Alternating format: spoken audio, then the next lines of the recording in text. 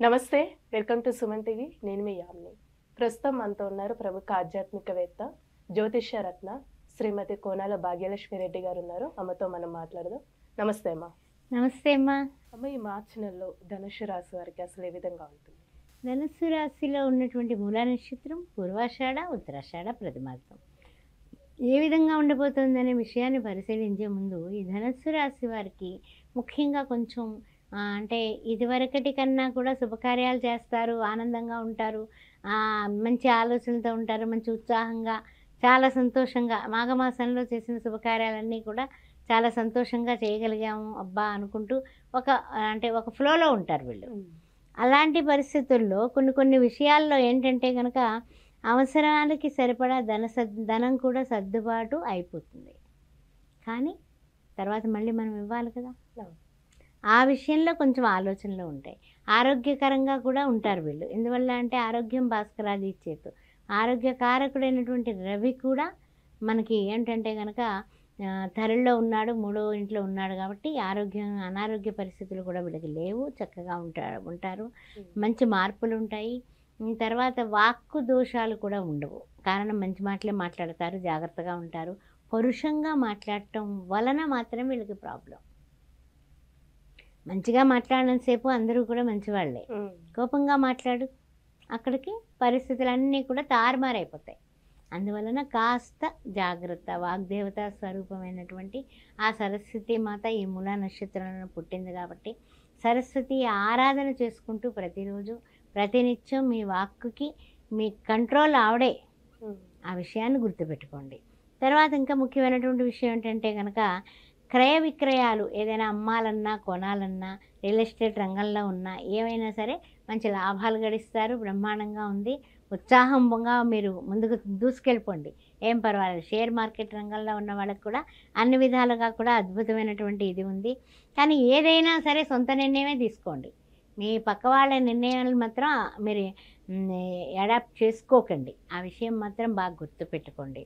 తర్వాత ఏంటంటే కనుక విద్యార్థులు మాత్రం అండి కాలాన్ని దుర్వినియోగం చేస్తూ ఉంటారు.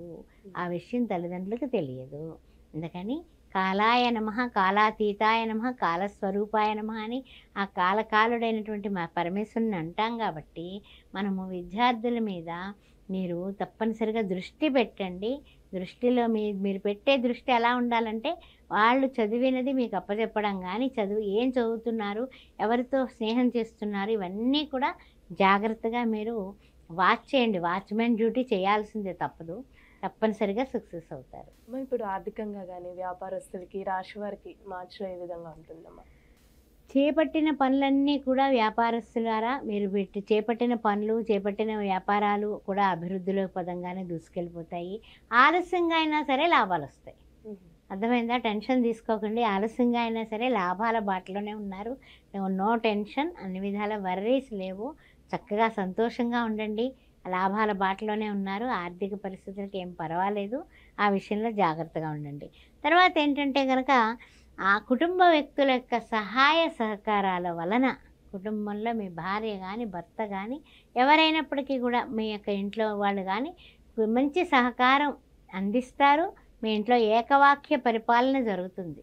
అంటే ఏంటి, మీరు చెప్పింది వాళ్ళందరూ వింటారు. అందువలన మీరు విజయాలు సాధించడానికి అవకాశాలు మిన్నగా కనిపిస్తున్నాయి. భార్యాభర్తలు ఇద్దరు కూడా పరస్పరం చాలా ప్రేమగా ఉంటారు. ఏ విధమైన వాగ్వివాదాలకి చోటు లేదు అని చెప్పుకోవచ్చు. తర్వాత ఏంటంటే ప్రతి నిమిషము కూడా మనకి రాష్ట్రాధిపతి పంచమంలో ఉండడం వల్ల కూడా అన్ని విధాలా కూడా మీకు కలిసొచ్చే కాలమే. కలిసొచ్చే కాలానికి నడిచొచ్చే కొడుకు పుడతాడని శాస్త్రం ఉంది. అలాగా మీకు ఈ మాసంలో చిన్న ఇబ్బందులు తప్ప పెద్దగా ఇబ్బందులు ఏం లేవు. అన్ని విధాల ఆయురారోగ్యాలతో, అష్టైశ్వర్యాలతో ముందుకు సాగుతారనే చెప్పొచ్చు. అమ్మ, ఇప్పుడు వివాహానికి సంబంధించి కానీ భార్యాభర్తల మధ్య అసలు సంబంధం అనేది ఏ విధంగా ఉంటుంది? భార్యాభర్త సంబంధాలు బాగానే ఉన్నాయమ్మా, సక్సెస్ఫుల్గానే ఉన్నాయి.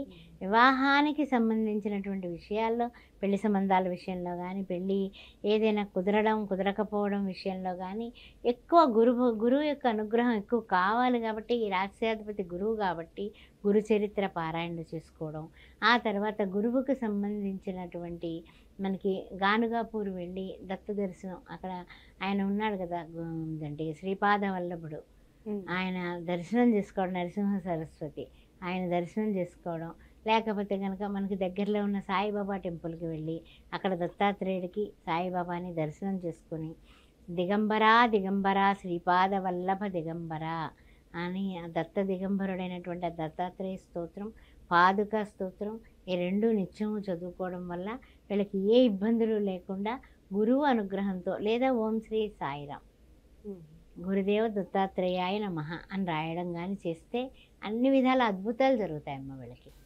అమ్మ ఇప్పుడు ఈ రాశి వారికి మానసిక పరిస్థితి అనేది ఏ విధంగా ఉంటుంది? కొంచెం టెన్షన్స్ ఉంటాయి. అంటే ఏంటంటే ధనం టకటక చేతిలోకి వచ్చేసింది అనుకోండి, వీళ్ళంతా హైఫై ప్రపంచంలో ఉండరు. రాలేదనుకోండి కాస్తంత టెన్షన్, కాస్త అంటే గట్టిగానే తీసుకుంటుంటాం. మానసికమైనటువంటి ఆందోళనలు ఎక్కువ ఉంటాయి. అందువల్ల చంద్రాత్తు చూసినట్లయితే కనుక వీళ్ళకి తప్పనిసరిగా నెలలో వచ్చే పౌర్ణమి రోజు పౌర్ణమి చేయటం చాలా చాలా బాగా కలిసి వస్తుందమ్మ. పౌర్ణమి రోజున ఎవరికైనా పేదవాళ్ళకి వస్త్రదానం, అన్నదానం చేయటం, పౌర్ణమి రోజున క్షీరాన్నం వండి చంద్రుడికి నివేదన చేయడం, ఆవు పాలు తీసుకొని బాగా మరక్కాచి ఇంతపాటికి బెల్లం ముక్క కానీ బెల్లం ముక్క కానీ వేసి 45 నిమిషాలు చంద్రుడి సన్నిధిలో ఉంచి పౌర్ణమి పూట అది తీర్థం కింద తీసుకుంటే ఆ ఇంట్లో మానసికమైనటువంటి ఏ విధమైనటువంటి తేడాలు ఉండకుండా ఆనందంగా ఉంటారు. అంటే ఇదే పరిహారంగా చేసుకోవచ్చు. పౌర్ణమి రోజున అన్నదానం కూడా చేయొచ్చు. చాలా చక్కగా తెలియజేస్తారమ్మా, ధన్యవాదాలు. ద్వాదశ రాశుల వారికి కూడా ఏ విధంగా ఉండబోతోంది ఈ మార్చి నెల అనే విషయాన్ని మనం పరిశీలిద్దాం. ద్వాదశ రాశుల్లోని కూడా ఉన్నటువంటి గ్రహాలు ఏ విధంగా మారబోతున్నాయి అనే విషయాన్ని మొట్టమొదట మనం పరిశీలించుకొని తర్వాత ద్వాదశ రాశుల యొక్క విశేషమైనటువంటి విశేషాల దగ్గరికి వెళ్ళిపోదాం. 1-3-2024, 31-3-2024 ఏ విధంగా ఉండబోతోంది, ద్వాదశ రాశుల్లో ఉన్నటువంటి ఈ యొక్క గ్రహాలు ఏ విధంగా మారబోతున్నాయన్నది మొట్టమొదట మనం చెప్పుకుందాం. ముఖ్యంగా 7-3-2024 బుధుడు చూస్తే మీనరాశిలోకి మారబోతున్నాడు, కుంభంలోకి మీనంలోకి సంచారం చేస్తాడు. అదేవిధంగా 8-3-2024 శుక్రుడు కుంభరాశిలోకి మారబోతున్నాడు. ఆ విషయంలో కూడా మనము కుంభరాశిలో ఉన్నటువంటి బుధుడేమో మీనంలోకి, ఈ యొక్క మకరంలో ఉన్నటువంటి శుక్రుడేమో కుంభంలోకి మారబోతున్నారు. తర్వాత 14-3-2024 యథావిధిగా రవి మనకి సంబంధించినటువంటి కుంభరాశి నుంచి అతను మీనరాశిలోకి మారబోతున్నాడు. అంటే మీన సంక్రమణం జరగబోతోంది. 16-3-2024 ఆ రోజున చూస్తేనేమో కుజుడు కుంభరాశిలోకి మారబోతున్నాడు. శుక్ర కుజుడు ఇద్దరు కూడా కలిసి మకరంలో ఉన్నారు, వాళ్ళు ఇప్పుడు చేంజ్ అవుతున్నారు. అట్లా కుంభంలోకి ఆయన మారుతున్నాడు. అదేవిధంగా 28-3-2024 అంటే నెలాఖరు వస్తువులోకి బుధుడు మేషంలోకి మారబోతున్నాడు. ఈ విధంగా ద్వాదశ రాశుల్లోని కూడా గ్రహ సంచారంలో మార్పులు మనం తెలుసుకున్నాం. ఇక ద్వాదశ రాశుల వారికి కూడా మాస ఫలాలు కార్యక్రమంలో ఏ విధంగా ఉండబోతుందో తెలుసుకునే ముందు ఆస్ట్రో భాగ్యలక్ష్మి అని ఈ ఛానల్ని మీరు సబ్స్క్రైబ్ చేశారా? చేయకపోతే వెంటనే చేయండి. అదేవిధంగా జాతక ఫలాల గురించి కానీ విశేషాల గురించి కానీ చక్రాలు వేయాలన్నా, సి సెక్షన్కి ముహూర్తం పెట్టాలన్నా, గృహారంభ, గృహప్రవేశ, వివాహ శుభకార్యాలకి ముహూర్తాలు, ఏ విధమైన డౌట్స్ ఉన్నా కూడా నన్ను మీరు సంప్రదించవచ్చు. 9866044439 దీనికి వాట్సాప్ ఉంది, వాట్సాప్ చేయండి. Date of birth, time of birth, place of birth, మీ పేరు. తర్వాత ముఖ్యమైనటువంటి విషయం అంటే 16 సంవత్సరాలుగా శ్రీ సౌభాగ్య మ్యారేజ్ బ్యూరో నడిపిస్తూ ఉన్నాము. అందు గురించి ఏదైనా వివాహం కానటువంటి అమ్మాయిలు కానీ అబ్బాయిలు కానీ మీ బంధువుల్లో, మీ మిత్రుల్లో లేక మీ ఇంట్లో ఉన్నట్లయితే నన్ను సంప్రదించవచ్చు క్రింది నెంబర్లలో. మీకు కుంభ వివాహం, కదలి వివాహం కూడా చేయించబడతాయి. చండీ హోమాలు లాంటివి కూడా మేము నిర్వహిస్తూ ఉంటాము. అందువల్ల ఈ విషయాలన్నీ గమనించుకోండి.